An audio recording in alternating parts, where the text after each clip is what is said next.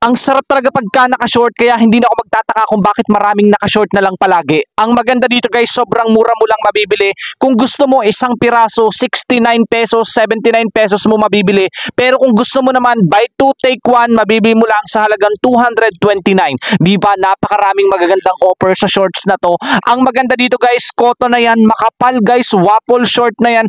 Ang kapal at cotton talaga, masarap yung texture ng tela niya, hindi siya naghihimulmul guys at malambot lang talaga sa balat. Ang comfy kaya naman napaka-relax at ang preskong suot ng mga ganitong klase ng short.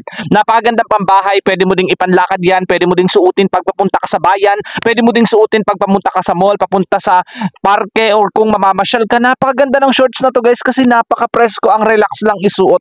Depende lang guys sa iteterno ninyo na damit, sa iteterno ninyo na polo na damit. Napakaganda nito guys, sulit kayo, sobrang mura, ang laki ng matitipid ninyo dito. Para sa reference, ang suot ko ay kasya yan hanggang 26 to 38 na waistline ng inyong mga baywang. At ang maganda dito, maraming available color, makakapili kayo, ang gaganda ng mga kulay, kaya sulit kayo, check out mo na.